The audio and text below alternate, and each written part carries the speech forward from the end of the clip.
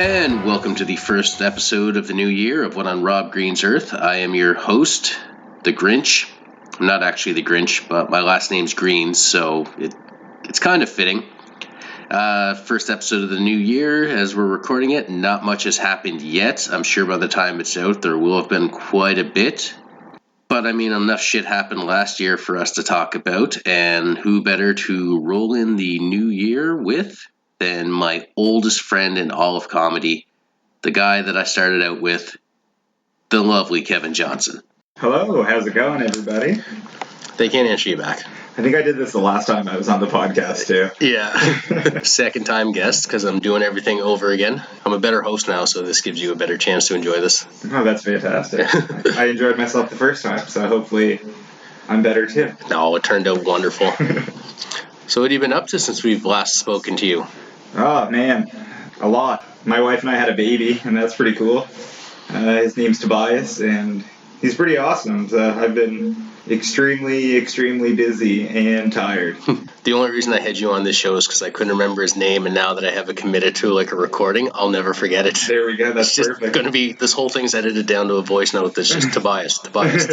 No, but that's awesome. I had to name him after a Simpsons reference so I wouldn't forget either. You're like a restaurateur now? Is that what they call it when you're fancy? I guess so. I wouldn't necessarily call it that. A proprietor? Yeah, let's go with that. Yeah, I like that word better. The gopher. Just go and do things. I know, things have been awesome. We've been really busy this holiday. My now wife moved back from Toronto a few years ago, and she opened up a restaurant, and I've been helping out with that, and things are really good. It's been crazy this holiday season. I'm also very tired, but no, we've been doing some cool things. We had the monthly comedy show that we were doing there for a while, so that was nice to be able to get a little bit of stage time, because as I said, I've been super busy, so I've not really had much time to perform. I thought you were just really leaning into that bit where you talk about looking like a tired 7-year-old girl. Oh yeah, I look like way more of a tired 7-year-old girl these days. The bags under my eyes are exponentially baggier. They're like sacks now. Yeah, I've got some tired nutsack eyes.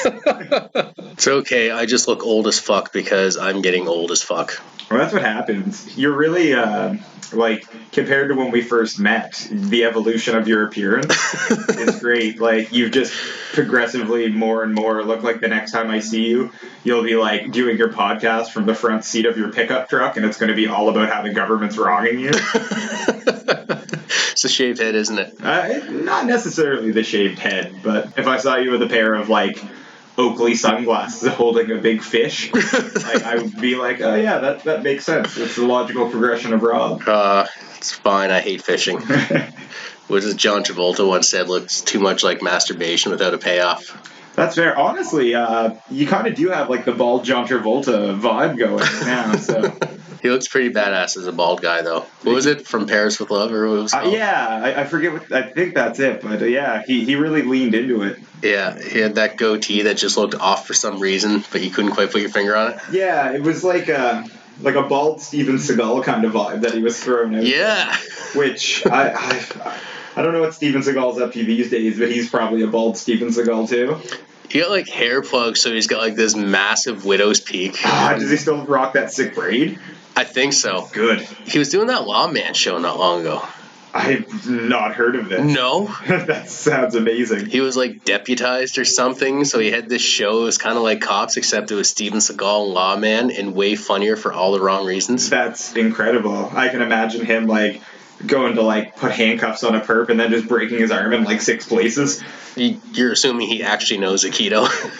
I'm pretty sure he does. Yeah, he does. I've seen Hard to Kill. Is that a Steven Seagal movie? I think so. Okay, all his movies blend together. Under Siege. Yeah, that one. That was the one with Tommy Lee Jones, wasn't it? Maybe? Okay. I shouldn't have brought up Steven Seagal if my Steven Seagal knowledge was so lacking. It's a job for the IMDb later on. I know that Will Sasso used to do a mean Steven Seagal impression on the old Mad TV days. That was hilarious when he was like, they had the wide lens camera and he was going around backstage breaking everyone's neck. Exactly. I met Will Sasso in BC. Really? Yeah. Is he a nice guy? He is a super nice guy. That's awesome. I got a picture with him somewhere. It's like a photograph because, again, I'm old. Yeah. They burned it onto a plate for you. Yeah, I was, what were we watching? How I Met Your Mother. He plays the bartender on there sometimes. Yeah. And I was like, oh, I know that guy. Like, you know the guy from How I Met Your Mother? I'm like, well, I don't know him, but I've met him. Anybody that I've, like, briefly met before, too, I'm like, oh, I know that person. Yeah. Like, and if I met them a long time ago, we go way back. Yeah. We're old friends. Picture me high as fuck buying munchies at a grocery store in BC. If there's a place to do it. Yeah, I think he was high, too. So I was like, oh. He's like, what? I was like, oh, it's just... You're Will Sasso. He's like, oh, yeah, I am. I was like, cool. He's like, yeah, do you want a picture or something? I was like, yes. I suppose so. Yes. I was just more incredulous that it was you. And the whole time I'm thinking, like, try not to look too wasted, try not to look too wasted, try not to look too wasted. Like, I want to brag about this to my mom. So. I look kind of wasted in it. Crazy year, though, eh? It's been wild. Well, I feel like every year things just get progressively weirder and stranger, and it seems like one of those things where, like, this year in particular was filled with things that, like, but I always say one of my favorite things about comedy and why I got into comedy was because things were happening in my life that were better than any joke I could write. And I feel like that, like, principle translated into this year of, like, the things that happened this year are better than jokes that you could just write about things happening. Or maybe not better, but, like, if you look at things with, like, a awful person's perspective like we do. Yeah. I got so much material off shit this year. Just gonna say, did you see that someone posted as, like, the movie Cats was released 4 years ago and the universe has been trying to kill us ever since? That makes so much sense. Like, James Corden has really doomed us all. I fucking hate that guy. I've always hated him. Even when people liked him, I hated him. I never got the appeal. Is he British? Is that, like, his thing? Or is that the appeal? Yeah, I guess. It's just because he's British and bubbly, but... Oh, he's awful. I watched him, like the first few times I watched it to see how he would be, and I find he's just always trying to overshadow his guests. Yeah, I feel like when... Like, he's the kind of person that, like, your aunt is like, hey, did you see the funny thing that happened on TV the other day? And you're like, I don't know what you're talking about. And they're like, well, James Corden. Yeah. It's like, yeah, it's like your bland aunt's favorite thing. Carpool karaoke. Yeah, I don't want to hear people with way more money than me, like, singing someone else's songs in a car. And trying to outdo the person that actually sings the songs. You're not going to do it. And then there was that whole thing, I remember, where it turned out that they weren't actually driving. Yeah. They were singing like they were getting towed. And I'm like, that doesn't make me feel better or worse about it. No. Like, I still don't care. It's probably for the best that they're not driving while they're doing it, because, like, if you can't be on your cell phone while you drive, you probably shouldn't try to be hitting, like, Ariana Grande notes while you're driving with, like, I don't know. Who's someone that was on the show? It's just, I don't know, probably some washed up B-lister that was like... I think Adele was on it once. Oh, well, don't... I'm not saying she's a washed up B-lister. Don't say that after. It's the first name that came to mind. I just remember some British person posted, like, when people started hating him. Yeah. Some British person posted, like, now do you guys see why we all thought he was a cunt and sent him to the US? It's a fair enough point. But I feel like that's, like, a cop-out. Like, if I'm watching a karaoke thing... Like, even when I used to go to, like, karaoke at bars and stuff, like, I never wanted people to be good at it. No. Like, people that are good at karaoke take the fun out of karaoke. People get way too serious about it. Years ago, well, I can't remember the song, but I was very intoxicated. It was, a friend of mine made a deal with me that if I sang whatever song he requested me to, and I wouldn't know what song it was until they called me up, that he would buy my drinks all night. And... I can't remember what song it was. It may have been, I want to say it was Beautiful by Christina Aguilera. Yeah, that sounds about right. Someone approached me afterwards and got super mad that I, like, stole their song. And that's like a song that they sing at karaoke, and they were like, "Oh, you butchered my song," and I'm like, "Hell yeah, I did." Like, I've been chugging beer and rocking shots of tequila. Like I'm not a good singer on a good day, but in that state, I was never going to do good. It's like that movie Duets that some ex made me watch for there sometime with Huey Lewis, and the guy's like the karaoke guru at the first, and then Huey goes up and fucking kills it and shocks them all, and then I forget what happened because I kind of lost interest. Just started daydreaming about how I could turn this pre-Netflix and chill into a Netflix and chill. Didn't work. Was it pre-Netflix? Like, oh yeah, like Blockbuster and Bone Down? Yeah, except that night it was just Blockbuster and bored. Blockbuster and go home and sad masturbate. Yeah. Not even sad, just barely melancholy, just disinterested masturbate. Like, just, I need the melatonin. Exactly. That movie really took everything out of me. I need something to... Yeah. Or serotonin. What am I thinking? Serotonin. Melatonin to use to go to sleep, which also you get sometimes. Isn't that from the sun? I don't fucking know. Masturbating outside in the afternoon. Not since I cleaned myself up a little bit. Fair enough. But back to that original point of, what was it, karaoke? Yeah. Yeah, so a lot happened this year in the karaoke world. No, it's been a crazy year. There's been too many things happen that probably shouldn't have happened, and a lot of things didn't happen that probably should. I got a lot of good material off the stuff this year. Like, some people definitely think I'm a bad person. Like, funny but bad. Well, it depends on your definition of bad person, and then I suppose it really depends on your definition of person. Yeah. So, Rob, bad, yes, not debatable. Person, up for debate. Yeah. More like a caricature of what like a cynical comic should be. Fair enough. Like that whole thing that we talked about before of like people that have like comedy personas. And it's like, I'm not so sure that Rob's comedy persona is a persona and not just, here's a man that just has a very jaded and strange way of looking at things that is just being like, so here's a day-to-day event that happened, and here's how me being an asshole completely made it spiral out of control. I just got to a certain point where I realized I'm not making a difference. So fuck it. Suppose once you hit that point, you can really, I guess people talk about being their authentic selves like it's a good thing. It doesn't always have to be a good thing. It's like that youthful zeal is just sucked out of me, so I've just gone up on the stage, grabbed the microphone, and that internal voice that I'm hearing, I just let it out every now and then. Yeah, you just kind of black out and open your mouth, and then just all the horrible things that you're like, I probably can't say this in my day-to-day life, but here's a microphone, here's a stage. Alienate some people. I probably say a lot of stuff like that in my day-to-day life. I think I'm better off than like the keyboard warriors, like the trolls that just go online and anonymously say this shit. Like, I'm there. If you want to throw something at me on stage, then I'm right there. I'm ready for it.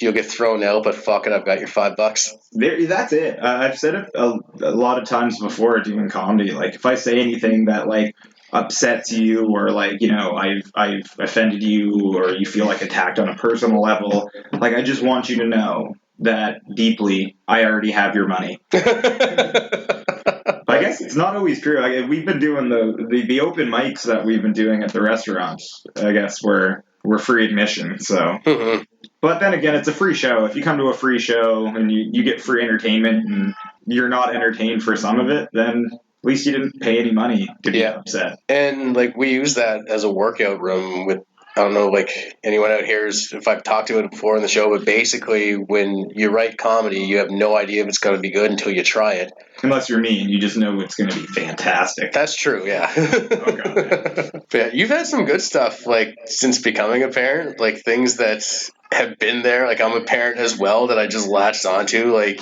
I'm not going to give away any material or burn it, but like, you do talk about the magic school bus in such a way that it's like, it's fucking fantastic. I'm almost pissed off at you because I didn't think of it. But there's just so many things that, like, I've been trying to show my son. He's only 15 months old, so like, all of this stuff he doesn't care about, and he probably won't care about it when he's older, because I'll just be the weird old parent being like, oh, do you remember the show The Raccoons? But there's just so many things, like, especially because things change so much, like, during our lifetime, of like, what can be on TV, what can't, what's acceptable for children, what isn't. There's so many things from back then that were just very normal, par for the course in our childhood. And like rewatching those things with him, I'm like, what the hell were they showing us? Like it's amazing and terrifying and hilarious all at the same time. I called my boss at work Cyril Sneer. And like the older people got it, the younger people had no idea what the fuck I was talking about. That's a solid reference too, because depending on your boss's age, well, I was gonna say they might not be offended, but Cyril Sneer sounds like a dickhead. He was a dickhead.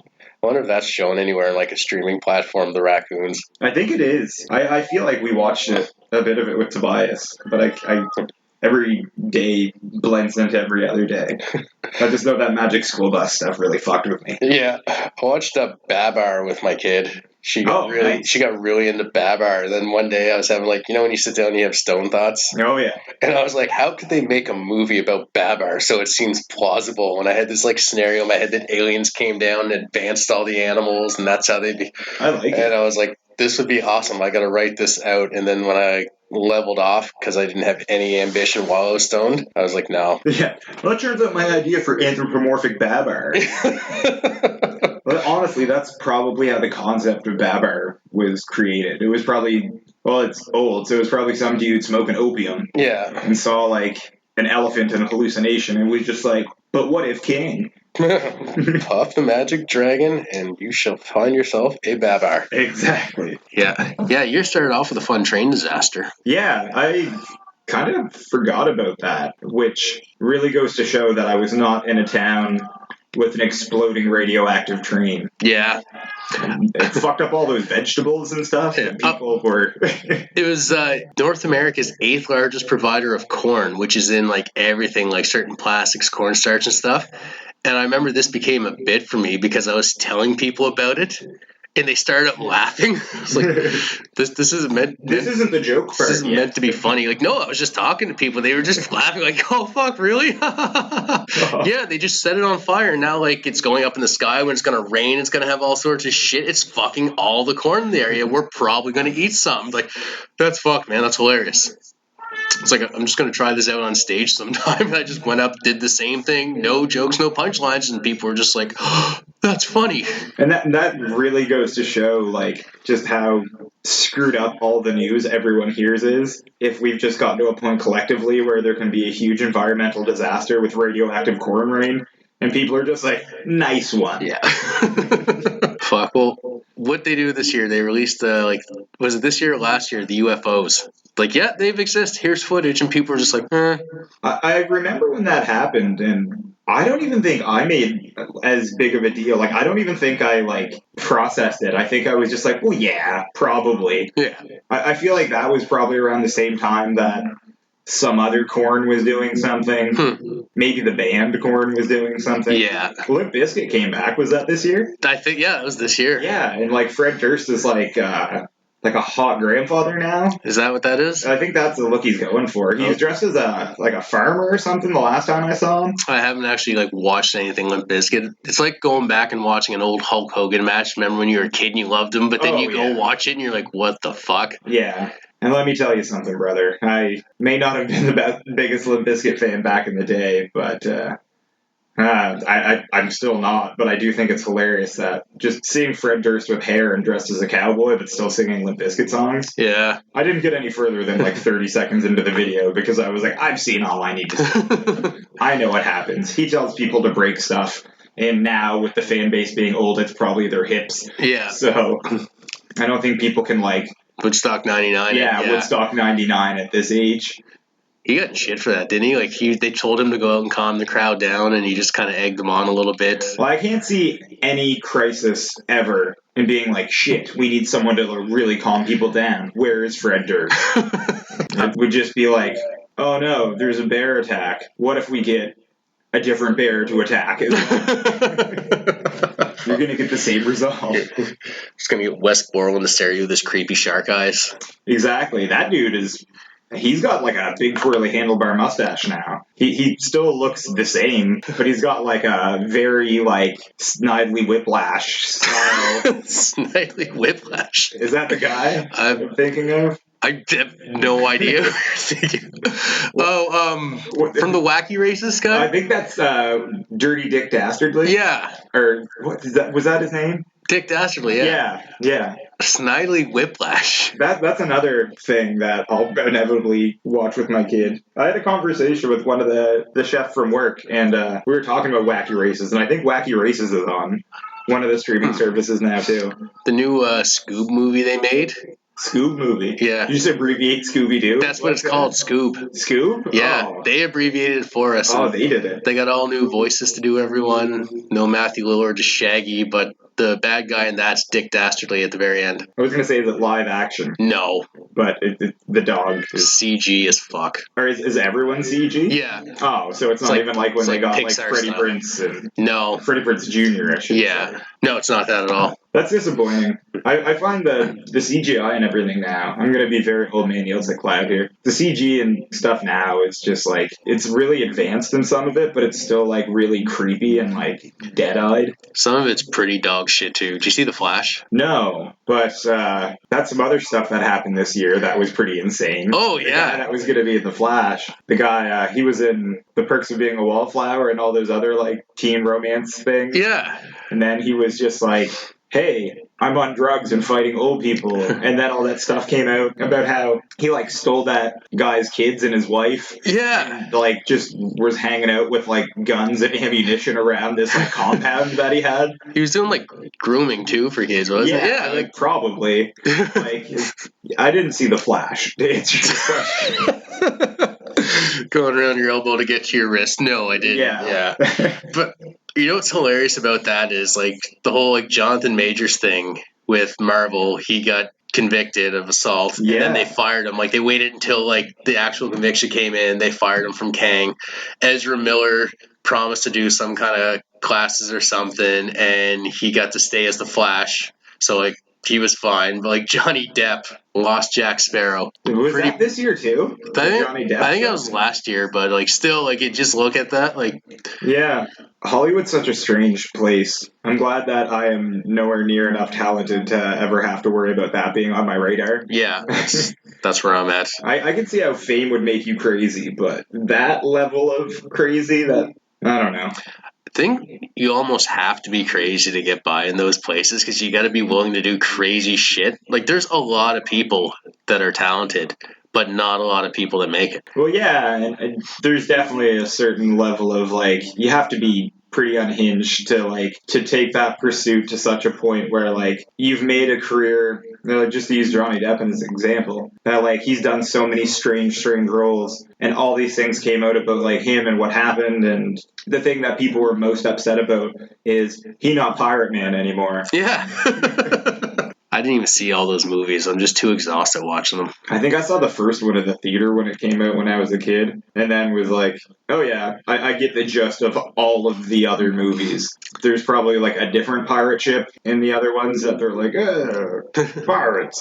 But like, Disney pirates is such a funny concept because they're like, these pirates are kind of bad guys, but they're still adorable. They're scallywags, but they're not evil. Yeah, they're not like pirates. There's very little pirating in those movies from what I recall. I'm going to be cheeky and distract you while I steal a banana from your stand and then eat it smugly as I'm walking away. Exactly. Whereas normal pirates are like, I'm going to kill you, take your money, rape your women, burn your village. Yeah, which, if I want adorable pirates, I will watch Our Flag Means Death. That is great, adorable gay pirates. That is top-notch when it comes to piracy. Oh, fuck. Piracy? Piracy is when you steal something from the internet to watch it because you don't want to have 143 streaming services. So so we'll go with piracy, whether it's right or not. I don't give a fuck. You wouldn't download a house. They can't. That's right. They can't stop me. Pillaging. I would download a pirate. Or a house. Download a pirate. Pillaging. That's what. Pillagery. Fuck, I'm not even high, and I'm finding words funny and hard.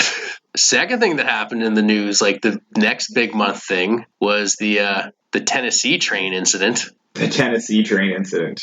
Yeah, these people took fuck the police to some pretty new grounds here. The police took fuck the police to some pretty new grounds there. I don't know, you heard I had a pretty good bit running off that for a while. I remember that from one of the shows we did. Yeah, that one seemed to go over pretty well compared to some of my other vulgar stuff. Well, that really depends on the crowd for vulgarity. And I suppose the same could be applied to gangbanging police. It really depends on the crowd. Yeah,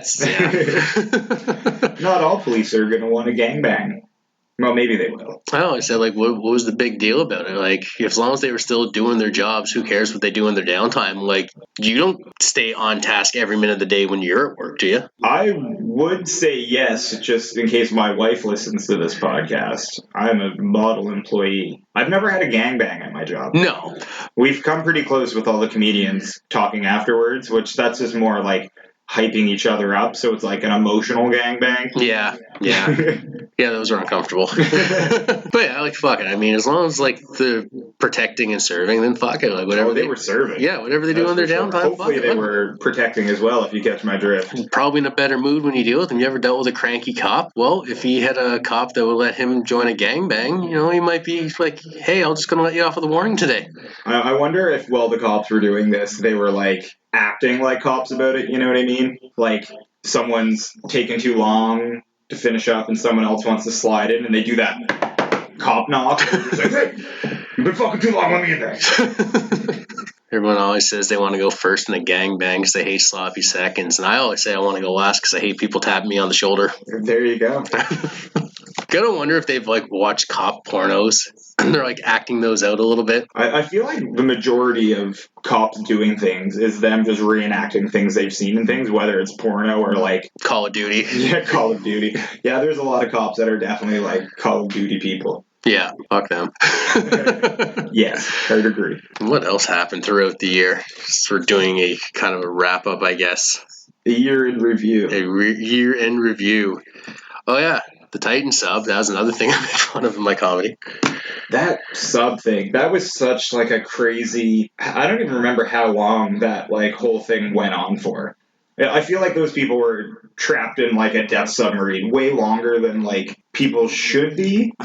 Because all the descriptions of the submarine were like, hey, it's like a weird, just, like, pitch black metal tube. Yeah. They've been in there for, like, a week. But what are they doing in that tube? They weren't, though. Like, it imploded almost immediately when they lost signal. I would hope so. Yeah. And I don't mean I hope every sub implodes, but if it's filled with rich people that just, like, what do they want to see about the Titanic? So like I said, I've already seen Winslet's tits. I don't need to see anything more about the Titanic. What can you learn from seeing the submarine that you can't learn from the love that Leonardo DiCaprio, Kate Winslet had? The worst part about that whole ordeal was after it was all over and they knew they were dead, James Cameron doing his media rounds smugly saying, oh, I knew they were dead the whole time.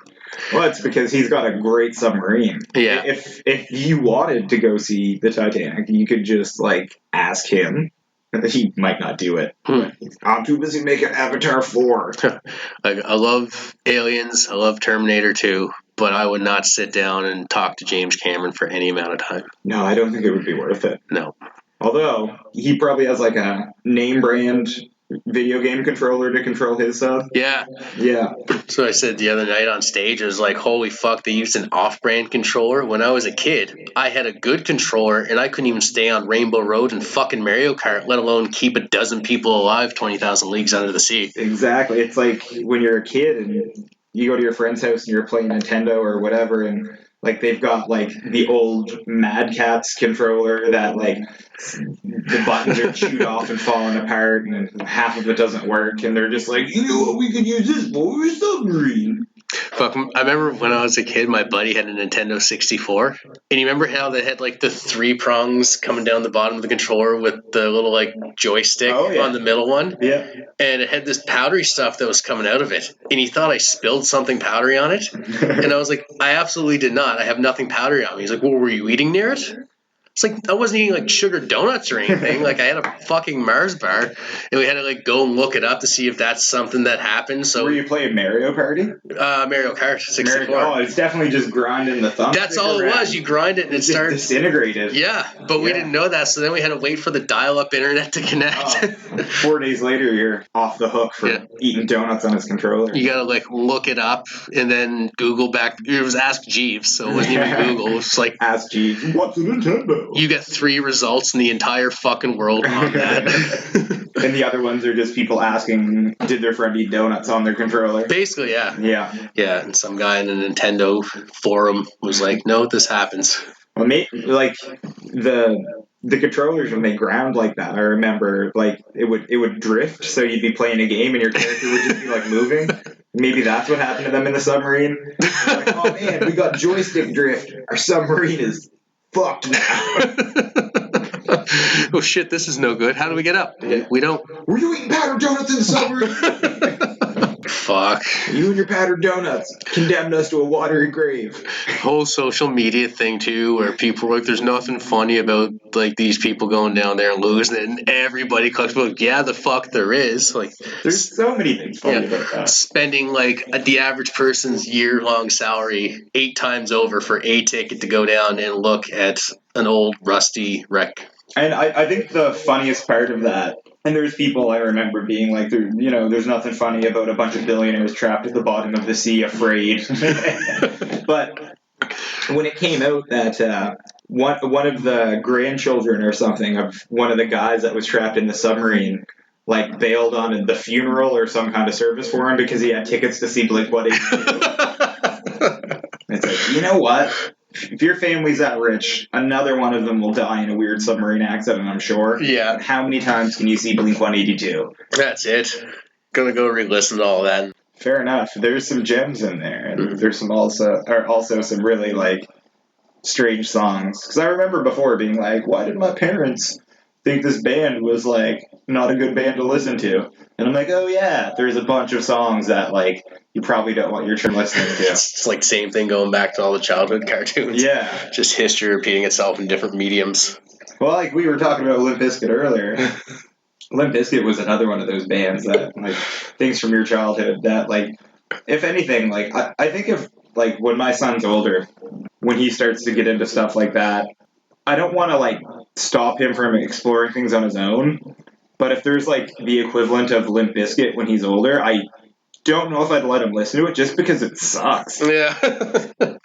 Like, you can explore anything you want, just, like, not if it sucks. Dude, you're going to be, like, the coolest guy in your group of, like, 5 people, and everyone else is going to think you're a fucking weirdo. So just keep that shit in the down low. Listen to it in the car by yourself. Exactly. I can't really say much. I'm into the weirdest things that are just not super trendy. Yeah, I don't judge anymore. I've got no shame about my music. Still hate country, though. Well, you know what they say about country music? It's terrible and you should turn it off. Yeah. There was that guy that got really big in country music. I've still not listened to that song. Some guy wrote a country song and now everyone was just like, oh yeah, oh, this country music's so good. There's that one that everyone's making a fuss about, try that in a small town. Oh god, isn't that guy from like a huge city? Yeah, they're all fucking posers out there. Yeah. He's the dumbest looking fucking guy, too. But I bet you he's dumb. Oh, yeah. Well, he's dumb enough to put out something like that. He definitely just, like, was like, what's a way that I can, like, get a bunch of money from a bunch of people that are dumber than I am? Oh, I'll just make, like, reference to, like, oh, them liberals are telling us we can't say that. Oh, we can't do that in a small town. Was it Eric Bischoff used to say controversy equals cash? Yeah. That dude probably did make a shitload of money from that stupid song, though. Yeah. Fuck him. Yeah, he's probably on tour with, like, Kid Rock, being like, this is America, don't tell me not to drink Bud Light, or to drink Bud Light. I forget what side of it they're on. Kid Rock didn't want to drink Bud Light. But he's, like, partners with them again now. Yeah. And, like, he said a thing to his fans, being like, it's okay to drink Bud Light again, it didn't make us as gay as I thought, or something. I don't know. I feel like if you wanted to drink, like, a manly beer for men, you would drink, like, I don't know, something with, like, motor oil, or, like, what's a manly beer? I'd say an IPA, but people are just like, oh, hipsters with mustaches drink IPAs. I don't fucking know anymore. I stopped drinking a while ago, and I was a hard liquor guy. That's fair. Yeah, I was way too hard liquor. Yeah, that's what it is, hard liquor. Yeah, just hard liquor and motor oil. Yeah, just take a shot of your Jack Daniels and some motor oil and smooth it out with some 10W30. Yeah, exactly. We're in a spot now where the world's just everyone's too far on one side or the other. Oh, yeah. Or just like the vocal people are like one side or the other, and then there's like the middle is like, I can't make a difference. So, Yeah, just I think a lot like I would say a lot of people are becoming like centralists, but I think a lot of people are just too tired. Yeah. Like they're just like, oh man, like I can't even It's just listen. been one thing after a fucking other just wearing us down. I'm definitely like not conservative in my views or opinions, but like I'm just tired of hearing a lot of things. I'm just tired, Rob. Yeah, I'm same boat. It's tough, dude. Like, when you say, like, you get kids now, like, I've got, like, my daughter's 12 now, which is Holy shit. fucking insane, right? That's crazy. Like, we've been comedy friends for, like, 7-8 years now. Yeah. And, like, I say comedy friends because that's how I met them. Like, we're actual friends, too. Yeah. We are friends in real life. Yeah. In real life. We could have a serious conversation if everything wasn't so fucking unbearable around us. All of our conversations just devolve into us shit talking and being like, all right, I'm going to write that down. Yep. Like the conversation we had the other day just about how shit everything is and people that are really just talking about God's plan. And like, what a terrible plan. If that dude is real, which if you think he is, good for you. If you don't, good for you. But like, what a horrible series of plans this Sky Daddy has concocted for us. It's like, shit's getting boring. I want to see them sweat a little bit. Exactly. And like, I don't know, like we were saying, like, sick kids, they got to meet John Cena somehow. Yeah. Like, how else are they going to meet that guy?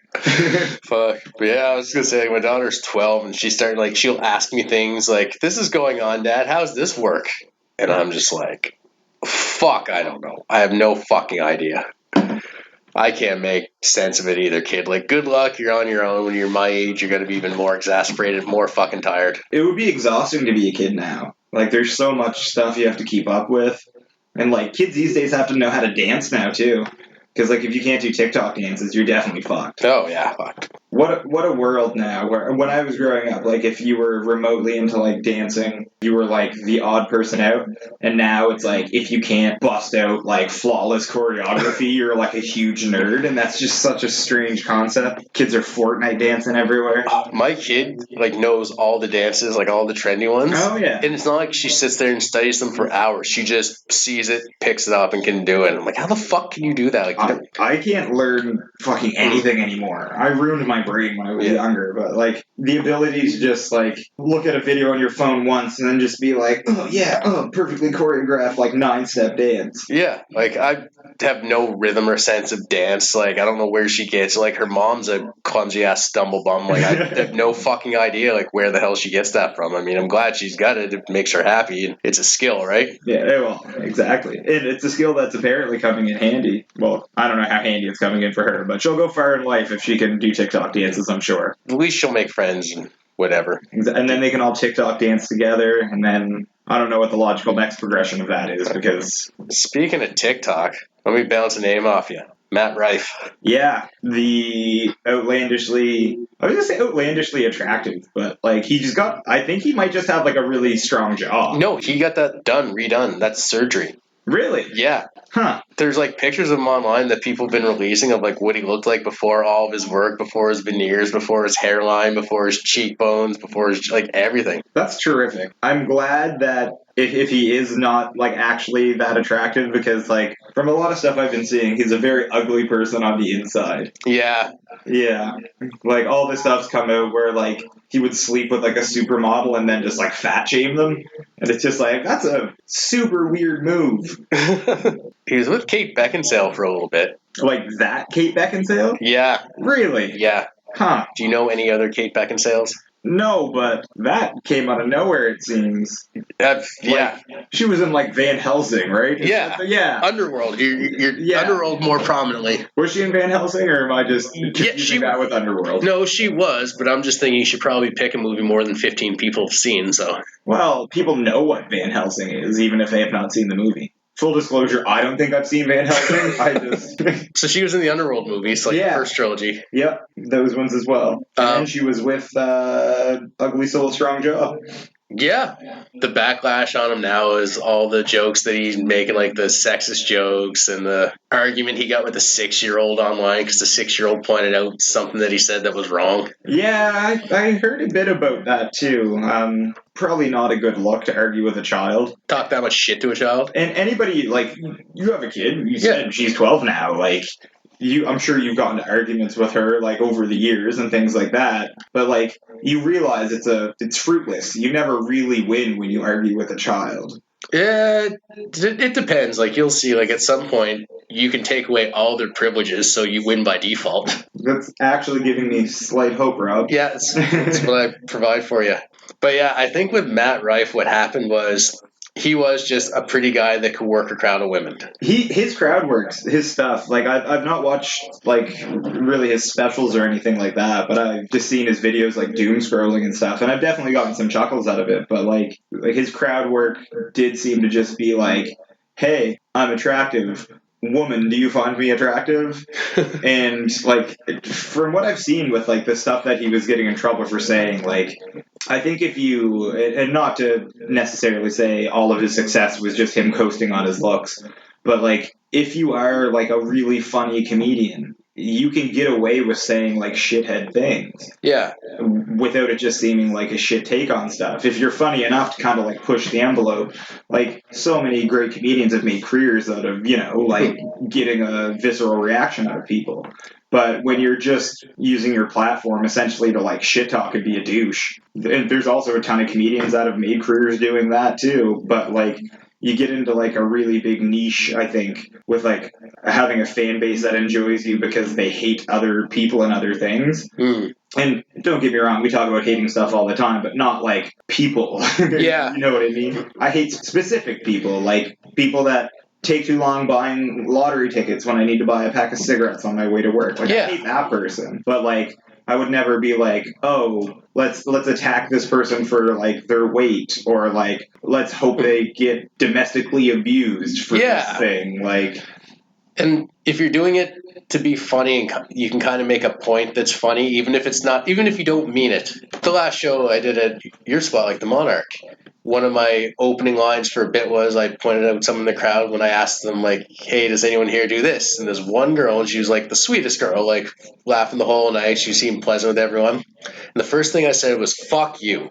And just ripped on her for a second. But then, like, when I delve into the bit as to why I'm ripping on her because of this, it's all things that it's, like, completely blown out of proportion. Absolutely. But it's, like, when you blow those things that far out of proportion, it's funny. Exactly. And she was cool with it by the end. She was, like, a wicked good sport about it. Awesome. And that's it. Yeah. Like, there's a right way to, like, even say something that can come off, like you're being a shit to somebody. Yeah, it's an outrageous opinion that has no bearing in reality. Mm-hmm. And the absurdity of it's what made it funny. But what I think happened with him... He bit the hand that feeds, for sure. If your platform is built on women finding you attractive and wanting to spend money to see your shows, and then you alienate your female fan base, don't be surprised that there's a backlash. Yeah. I think the thing is, like, and I've seen videos with him where he's not doing well, like non-special ones, like something that got put out there by a guy like me, and MK watched it the other night, and people weren't finding him funny, and they kind of heckled a little bit, and rather than being like graceful or trying to turn it around, he just basically had a fucking temper tantrum on stage. He was like, the audience wasn't laughing. He's like, oh, come on, you know what I'm talking about, you dickheads. And then people started kind of spewing back, and he was telling them that they were stupid individually or picking on something appearance-wise about them, and then they'd shut him down. Mm-hmm. And he finished off the set by saying, I'm going to get out of here before I start throwing stools over the fucking place. Yeah. Way to handle it. I think he finally built his appearance out to what he wanted it to be, because he didn't look like that when he started out. Well, I remember seeing a bit of his stuff where he was saying that he only got hot recently, and I was like, maybe dude hit puberty in his late 20s. Yeah. Look it up sometime if you're absolutely bored and want to feel better about putting someone down because he's ugly inside. But I think he built up this whole thing where, like, women liked him, and he was like, yeah, this is awesome, I love it. But then guys were not taken to him. And the thing is, like, you remember in high school, like, if there was a popular celebrity or something, all the guys were like, oh, he's a fucking loser, he's a douche, blah, blah, blah. They hated on him. Yeah. Just whatever, because you couldn't have what that guy had. And he's kind of, like, saying it's that, but he's not that funny, so he wants to be, like, someone that dudes like, too. So he started attacking women because he figures that's the edgy things that him and his bros like. The lowest common denominator for like frat comedy. Yeah, and it's not taken off, so he's acting like it doesn't bother him, but then he's fighting with a fucking 6-year-old online. That's incredible. Yeah. And to get slayed by a 6-year-old like that. Like, if any of my kids point out something I say that's wrong, I'm like, oh, sweet, thank you. Any kid, like, if they point out something, like, I wouldn't want to go say that in front of an adult who's going to think I'm really fucking stupid. Yeah. I would rather a kid who's going to be happy they knew something correct me. Exactly. But him, he's just like, fuck this kid, fuck you, your mom's on OnlyFans. Those school lunches aren't going to pay for themselves. And you know what? Like, fuck it, if that woman is on OnlyFans, I say we all subscribe. And even if you don't want to look. Yeah, just throw a couple bucks. Yeah, fuck you, Matt, right? Yeah. Get her a special. Do you even try to watch a special? No. It's not good. No, I saw something like someone posted a thing on Facebook like prior to him like having all this controversy. Someone posted like an expose on like why people don't like him, and I guess like there's a lot of like pretty heavy hitters in like the comedy world that are just not fans of his at all prior to all this stuff happening. Yeah. He's had like a few people kind of hook their card to him and push like they want, like if he's going to be big, they want him in their circle. Yeah. Kind of. I think Bert Kreischer had him on at one point. Oh, okay. Yeah. But I also saw a thing where Bert's the most delusional man in comedy, and they made a few points that made sense. Fair enough. Yeah. He's made a living off being wacky and taking off his shirt and not caring. Like, he's a novelty, I think. Yeah, I feel like he's dealing with like substance issues, I think, which I don't like when like that is like someone's whole thing is just like watch this person struggling. Yeah. Like it just seems like not the best way to do that. Just like, don't get me wrong, I love a good public meltdown as not much as the next person, but like when someone's whole shtick is just like they're not doing well, it can get a little like hard to watch. Yeah. I remember you asking me one time, like trying to signal for how much time you had left on stage, and I was fucking wasted, and then you're just like, Rob, time, and I'm just looking at a clock trying to find the actual time and number you were at, and then you being like, oh, we're fucked. He's got to go on next. All right. Yeah, eased me into that one. Like a little bit, I was like, okay, maybe I should stop drinking as much before I go on stage. And then, I don't even really drink at all now before I go on stage. Like, I'll have one or two casual sometimes. I've not had a drink in over 3 months. Yeah. I've not drank at all in 3 months. It's been pretty cool. It's definitely makes you see life through a different light. I was drinking way too much though. Yeah. Like before, it was not great. And when you got a little kid, you can't be doing that. No. So. Christ, I remember you and I getting together like noon before a show that was starting at 9. Like, yeah, let's have a few now. Let's go over some jokes. Yeah, I left work early so I can come get absolutely fucking wasted with you and make a fool of myself up on stage. Yeah. Still did good. Been some interesting shows. Yeah. We've had some crazy shows over the years. Yeah. Had some good ones, some not so good ones. One of my favorite shows that I did, it was one that I don't think you were able to make it to because there was a big snowstorm. And I performed for 2 people that were like friends of the other act that I performed with. Yeah. And it was a snowstorm. It was just us. So I was like, do we still do the show? And they're like, yeah, we may as well. People that I was performing with were doing like musical comedy. So it was really interesting. So when they were on stage, like their friends were like singing along to their songs and carrying on and stuff. When I was on stage, they were just sat at the very back of the room at like the comedian table and just like heckling me in an empty room, but they were being quiet enough that I like couldn't hear them. Yeah. So like the worst thing when you're being heckled is when you can't hear the person and you have to be like, what? And there's no one else there, so you have to respond to them. Yeah. So I'm like, I'm sorry, like you're interrupting me, but can you like interrupt me louder so I can like interject? You know how I played that off before when I couldn't hear them? I've always come back with, like, I'll say that, like, what was that one more time? And you can't make them out. I can't hear you because you don't have a mic because no one wants to hear you talk. Shut the fuck up. Exactly. That's like, exactly. It's a nice blanket that I use over people who mumble heckle. Mumble heckling it's such a weird, like, and I think we talked about crowd work a little bit earlier when we touched on Matt Rife. There's been a huge, like, boom in crowd work in comedy. Like, people just want to see crowd work videos and stuff like that. which is great. Like, you should be able to like know how to talk to a room and stuff like that, interact with people. It's fun, but it's made people just like really think that comedy is like a participation based thing. Yeah. Where like they pay to go to a show or go to an open mic or whatever, and think just because they're there they can just like yell stuff out like repercussion free. Which is why I think you should be good at crowd work, because you need to know how to respond to those people. Yeah. But there's so many people now that just go to shows for the sole purpose of just like, I want to yell stuff out and like get my shit in. Like, go to an open mic and get on stage and tell jokes. If you want to participate, get up there and do it. Don't just yell like a dickhead.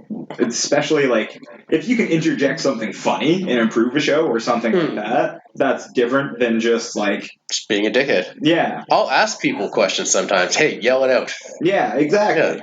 Yeah. And like, that's great. We had an instance, one of the shows we did at the restaurant over the summer, and there was a guy on the patio that just like kept like throwing his hand up dismissively at the comedians while they were telling jokes. Like, he wasn't like, he yelled a few things and we had to tell him to like quiet down. He was kind of getting rowdy, but he would just kind of like flick his wrist dismissively, like he was a British king, being like, "Oh, this bores me in my court." Like, he was just doing like one of those moves, and it was bring out the vaudeville hook.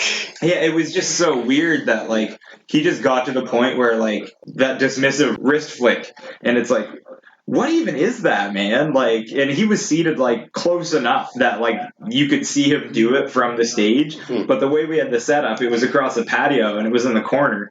So like when the comedians would like respond to him, the audience on the other side of like the patio didn't quite know. Couldn't see the guy, so like it just seemed like everyone that was getting up on stage was just being like, "Fuck you" to this guy, because they couldn't see that dismissive. I didn't even bother with that guy. I remember I was up and I could see him doing it, and I was like, "Okay, but you just sit there and do your thing." Like, it's not worth the time anymore. Yeah, I got a kick out of we had like the younger comics. They're just getting into it for the first time. Raise kids. Yeah, raise kids. Well, they're not all raise kids. Just one raise a comic. I've talked about him on the show before, so I won't go too deep into it. But yeah, I've known Ray since he started doing comedy too, and he's gotten really good. But yeah, they were all sitting at the front at their own little like kids comic table, like a kiddie table basically. And throughout the whole thing, they were just kind of like, every now and then they'd say something to throw something or be like a little obnoxious. Kids do, right? They're getting into it. They've got to go up on stage, so they're riding that high. Yeah. But we were at the table kind of next to them, like, well, people I was there with. Like, obviously the comics will stand in the back, like the ones I was with were there. And so then I go up on the stage, and M gave us something. He's like, "Yeah, like you went up there and you gave them that look," and they're like, "Oh shit, Dad's here." Yeah, exactly. I was like, "Am I the old gruff prick now?" Like, you might be, which is amazing to be the gruff prick when we're doing shows with Richard. Yeah, I remember being like young with a head full of hair, like clean shaven, and just being like, "Oh, I sure hope I make some comedy friends tonight." I wasn't near as cynical as I was like. No, there's a level of cynicism that like definitely comes with years of doing comedy. People get into comedy because their brain works a certain way. And like you pick at things a different way than other people do, and you look at things a different way. But when you're doing that for like a long time, and especially when you have like a funny thought about something, and then you like expand that out into like a bit or something like that, like it really changes your way of thinking and looking at situations, because you get in that headspace of like, okay, like how do I take this small inconvenience and like turn it into like 5 minutes of just shit talking about something that ties into something else that inconvenienced me. I find I'm more comfortable these days with just like winging some stuff. Yeah. I'll go and I don't plan an opener. Mm-hmm. When I'm going to like the open mics that you host, I'll just go up on stage, whatever everyone else has been doing, I'll just kind of poke fun at for a little bit. Yeah, exactly. And it was one of the guys was like, "How come you're picking on us?" I'm like, "I'm not. Like, I like your stuff. That's why I'm poking fun at you. Exactly. That's what I do." And like, I would feel a lot worse if I did a show with a comedian and they just didn't acknowledge anything that I had like said or anything like that. If someone goes on after me, even if they get up there and they just like tear me apart, love it. They were listening. Yeah. But if it's like the love language of doing shows with people, especially like where a lot of us, there was a good solid crew And then when we did the shows at the Monarch that were there every month that, would like give each other feedback and like riff off of each other and stuff like before and after shows. When you're doing that with people, like you get a comfort level with them that you can make fun of them in your sets and like make fun of their sets when you're on stage and things like that. So I think if you're getting ignored by everyone, that's a lot worse than getting dissected by them, I suppose. Yeah, I remember when James introduced me one time. He was just promoting, like, we had a fundraiser show coming up for the roller derby that he was going to be participating in as well. And he just used the opportunity to introduce me to plug that to people, trying to get as many people there as he could. And I got up on stage afterwards. I'm like, that's the first time James has not called me a total piece of shit when introducing me. Exactly.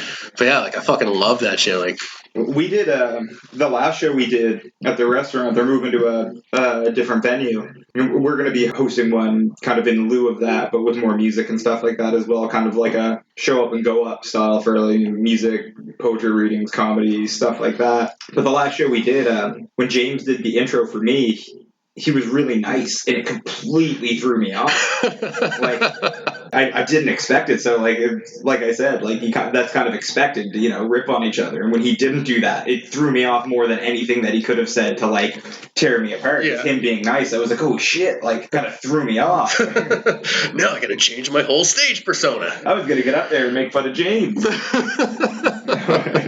Fuck yeah. No, that was awesome of him. Like when we did the fundraiser, we had a good turnout, and I went up on stage with a fucking concussion. It was like the worst. I heard about that. Yeah. I heard about that. That's what you want when you are concussed, is to be standing by yourself with a microphone with bright lights shining. The brightest lights. I remember doing like the sound check. Like, can we please turn those fucking lights down? Can we please turn those fucking lights down? I'm telling him, I was like, it's not bad. Like, still, like I had my bell rung. Like, it's not that bad. And then I'm like up on stage and like I've done my material enough. I should know it. I should know. But I'm like, fuck. What comes next? What comes next? I'm more forgetful of material than I was when I was drunk doing it. Yeah. Like, yeah. You got dinged. Yeah. Should have drank for that one. Well, drinking with a concussion is what you're supposed to do, I believe. That's what I'm told. I'll have to ask my doctor. Speaking of asking questions, hey, Kevin. Hey, Rob. In life, we're told that there are no stupid questions. Are you ready to answer 5 of them? Stupid questions? Yeah. I would love to. I've probably got stupid answers for you. Love it. First question. Best place to eat when you're already full? Oh, like a convenience store. Because they've got like snacks and like candy. I'm a sucker for candy. If I'm already full and I'm at a convenience store, I'm definitely buying like chips and candy, and I'm eating anyway. That or Chinese food, just because it's empty carbs or whatever the fuck they say. You eat Chinese food so much and you get full and like you're hungry again later. And every Chinese food place, like around here anyway, the portions are so huge that like you can eat like 3 meals off of like one to-go plate. It's delightful. I'm thinking New Year's we're going to do Chinese. We were going to, but I work on New Year's. So Mary was like, oh, you work New Year's, so like, do you want to do our Chinese food tonight? And I'm like, hells yeah. I'll be thinking of you when I'm eating Chinese food. That's how I hope it is for every meal, Rob. Second question. Least favorite Paw Patrol dog? So, it actually came up recently. Wait, what? With, well, Paw Patrol is like a thing that I'm just learning about now. Because like my son's not really old enough to like be into Paw Patrol, but he got some Paw Patrol stuff for Christmas. And we were trying to figure out like which thing to like give him. So we were like, oh, we're going to get him a Paw Patrol thing too. Like, which one do we get? And there was one that was like a knight, and it was really dope. And it was like a Paw Patrol spin-off thing where there was like, I don't know, wizards and knights and shit. And I was like, well, we should get him the knight because fuck cops. I don't want to give a cop dog to my baby. Is this a dog or a pig? Yeah, exactly. So the cop dog. Yeah, so we didn't get him the cop dog. We got him the knight. But yeah, any of are they all cops? Is that how? No, there's probably like a cop, a fireman, a construction guy. I think a pilot. A pilot? I don't know. I'll fuck with that. Yeah, the cop is the worst one. The cop's the worst one. Fuck. When I first heard of Paw Patrol, my niece was telling me about it years ago, and I thought she was telling me about Paw Patrol. like a troll father, like Troll. like the papa of a troll. Yeah. So she was like Paw Patrol, and she was just a little kid. So the way she was like Paw Patrol, and I'm like Paw Patrol. No, Paw Patrol. Yes, Paw Patrol. And we just went back and forth like a very like bad old like Abbott and vaudeville. Costello exactly. type bit. Paw Patrol's on first. Nice. Third question. What's the best time to look bad? That's a really good question, actually. Best time to look bad when someone. Damn, that's good. Like really early in the morning, maybe because like people are like more forgiving of people early in the morning. I don't know. I just. Wow, that's a good one. I'm overthinking this way too much. So I was gonna say like when someone around you was like crying because like they're caught up in their own shit. Yeah. So like, but also like when someone's crying, you don't really want to like look like a dickhead because like you should be like comforting them, I suppose. I'm just thinking like I definitely looked like a dickhead a lot of times like early in the morning, like day after like hungover going to buy like cigarettes or something like that, and like just like been still drunk and not paying attention. It just looked like an absolute shit. And people seem pretty fine with that. Yeah. If it's on a weekend But they don't want to talk to you, so they leave you alone when you don't want to talk to them. That's good. Like hangovers. I was going to say when you like call in sick to work, but you're not actually sick, and then someone's driving by from work and they see you, but you look like shit. So they're like, oh yeah, you must have been going out to get some fucking Robitussin, and you look like death. The perfect way, if anybody, like, if you ever have to call in, just say you're having bathroom distress. Yeah. Because people don't ask questions. Having some distress in the bathroom. Distress is the best word. Yeah, distress. It sounds fancier than, like... stomach issues. Yeah. Did he poop him? Who knows? Did he poop a little bit? I don't know. Bathroom distress. Yeah, okay. Ever calling sick to work. It's your hot tip from Kevin for this episode. What streaming service name would double as a good drink name? Like, I feel like Disney Plus would be something sparkly. Yeah. Although, like, Roku, is that a streaming service? I think so. There's already a gin called Roku. Is there? Yeah, it's like a Japanese botanical gin. Huh. So something with that would probably be a good drink name. Although, like, I just think, like, I don't know, a drink called Apple TV, that's, like, way too expensive and it's not really good, but, like, other people are drinking it, so you feel like you have to drink it. Right, yeah. Would be pretty fitting. Some green apple in it mixed with... It would be, like, bottom shelf apple vodka and, like... What's something that tastes like TV static? Vodka.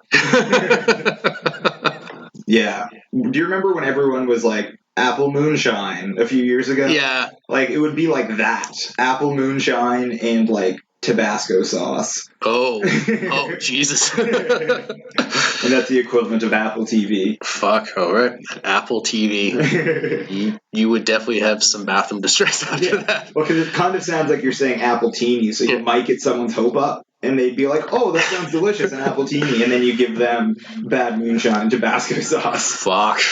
I'm just going to move on before this gets too in-depth. I'm getting sick just thinking about it. Fifth question. What color would you paint your enemy's house if you had to pick and had to do a good job? Ooh. I would probably just go with, like, a really, like, gross shade of yellow. Kind of like a combination between, like, poop and pee. And then everyone would just be like, oh, you know, that guy with the... The diarrhea house. Yeah, with the poopy house. Yeah. Poop pee house? Yeah, that guy. Yeah. Fuck him. Fuck, he's a dick. Who do you hire to do that?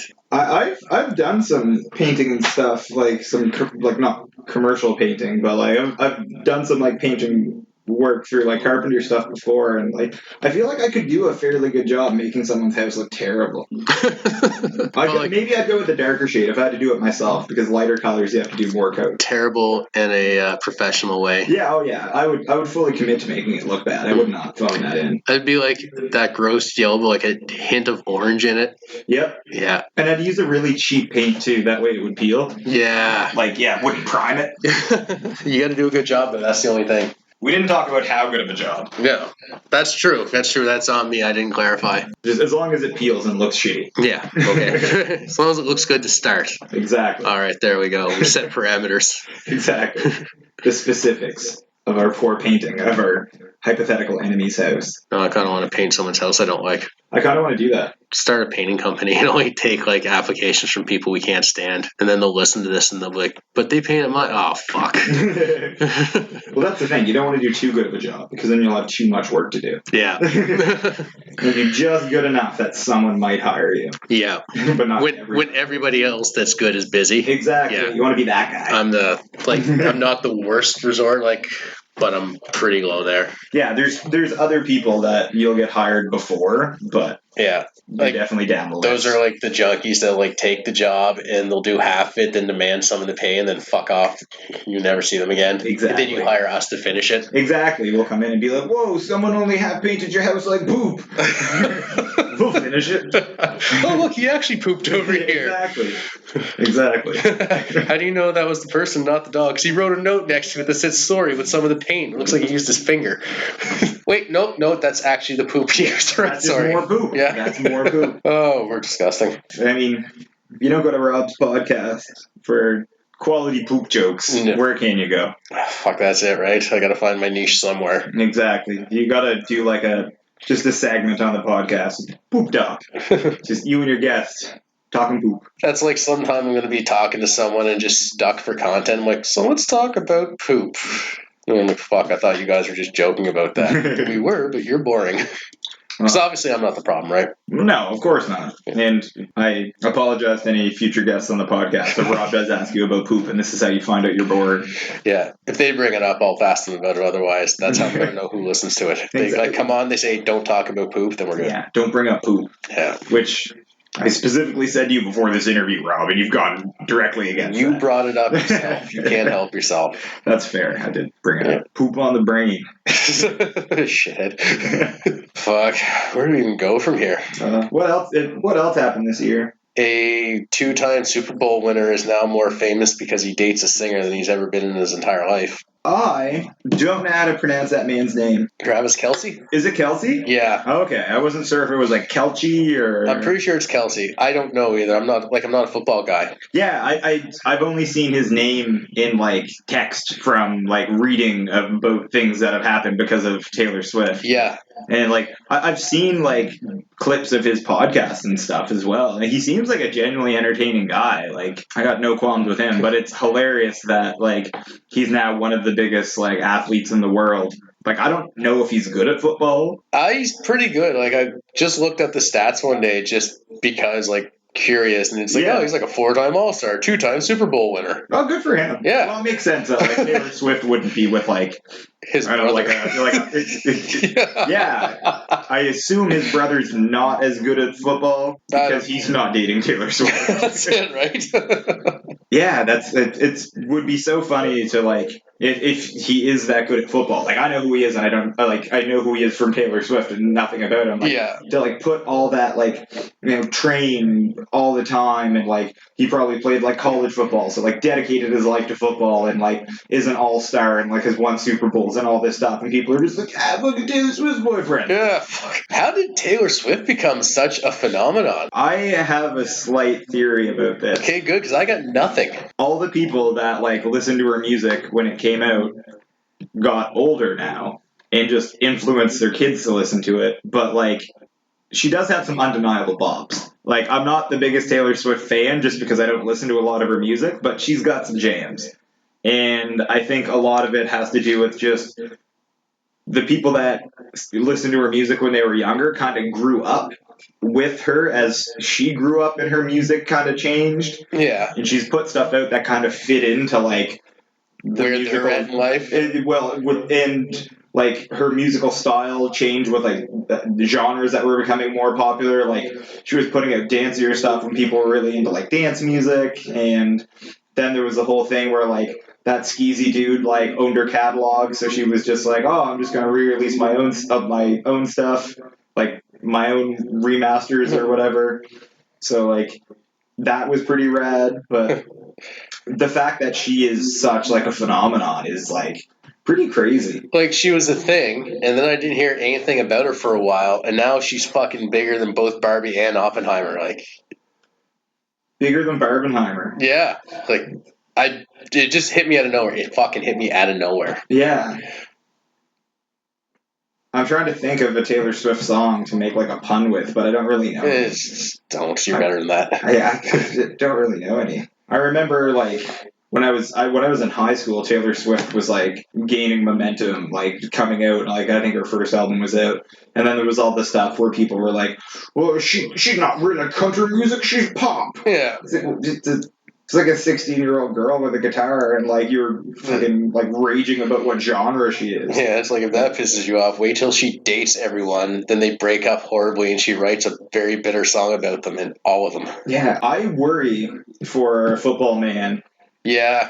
Because the backlash, if they don't end up getting married and like being together forever, the backlash that dude's gonna face, like people are just gonna be buying like tickets to go see his team play just to like boo him. And, like people are gonna be like throwing shit on the field and fucking bringing their like tiny portable speakers to blast some song about a guy not making it to the goal line. Yeah. Like as an analogy for being a shitty boyfriend. Oh, exactly. And she'll do it. Oh yeah, she will. You'll never touch down on this again.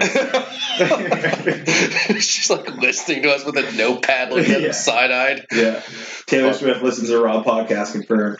Wonder if they're happier than like Ben Affleck and J-Lo. Maybe they will pull a Ben Affleck and J-Lo and they'll kind of fall apart or out of love and then get back together years later. He looks so sad. The dude just doesn't look like he's having a good time most of the time. I don't think a lot of us are, but I think we hide it better. I feel like I'm having a much better time than Ben Affleck is. And he's actually been Batman. I've only been like spoken to about dressing as Batman in public settings where it's inappropriate. No, you're still Batman. I think that story makes you Batman. Yeah. It makes you Batman. I was Batman for a night. Exactly. Yeah. Although I feel like if I had like the level of money that Ben Affleck had, I would be so much happier. Right? Or like I'm a happy person, but like, oh man, if I didn't have to worry about money, I'd be so much happier. And like, I feel like I am Ben Affleck. Anytime you see a picture of him just like sadly contemplating and smoking a cigarette, I'm just like, yeah, buddy, I feel that, but you should be happier. Good Will Hunting. There's a picture of me should have posted like years ago of like having a cigarette outside just with that same expression on my face, and it was like almost exactly the Ben Affleck picture. Yeah, just tired and exasperation. Yeah, the person I was like with took the picture of me smoking and pointed it out, and it's funny because she was the reason I was so miserable and exasperated. You look so sad in this picture. What's up with that? Like, I don't know. It beats me. I was just thinking about something sad that happened earlier in the day. Something completely unrelated. Fuck. You mentioned Barbenheimer. That was a big thing. Yeah. I thought people were just like making the joke about those movies coming out at the same time, but there were really people going out there and just like back to back in those movies. Yeah. I didn't see Oppenheimer yet. Did you see Barbie? Yeah. Oh, I saw a Barbie movie. It's so good. I can do without it. I fucking loved Barbie movie. It was terrific. It just didn't resonate with me. Oh, it was so good, man. I dressed up in everything. Yeah. Oh, yeah. My sister-in-law and a friend of hers and I went, and oh, man. Went all out, man. I got a pair of, like, cut off, like, overall shorts. Yeah. Rocked those with, like, a crop top. Oh, it was awesome. Oh, it's so much fun. I took my fanny pack. When I took my daughter, I bought the tickets online. I get there, and the tickets weren't good because the fucking site like that I got them from, there's some kind of fucking error, so it printed me out the wrong ones. Oh, lovely. So I was just like, fuck it, we're going in there anyway, because I promised this kid she's seeing Barbie. Yeah. So we just like went the other. They had it playing in like 2 different fucking theaters at the like 2 screens at the theater anyway. So I was just like, fuck it, there's seats here, we're staying. Yeah. You really want to tell a dad taking his daughter to see Barbie that he can't do it? Like, yeah, like this was all she wanted to see for a while. So I was like, yeah, fuck it, let's just go in here, just be quiet, be inconspicuous, act like you belong. I thought it was terrific. I really enjoyed it. I don't enjoy it. It's probably one of the best. Like I don't go to like the movie theater anymore. I haven't been, so I don't even remember what I saw. Like the last thing I saw before that was. But I just had a terrific time.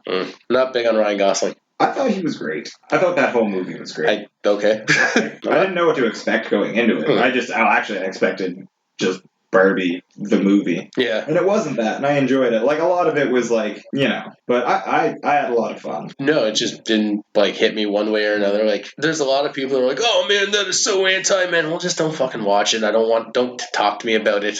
Yeah, like, I can understand how people would be like, "Oh, this movie's making people think that men are bad." It's like, well, if that's what you took away from it, great. Like, you probably think a lot of other things that, well, this makes this thing look bad. This makes this look bad.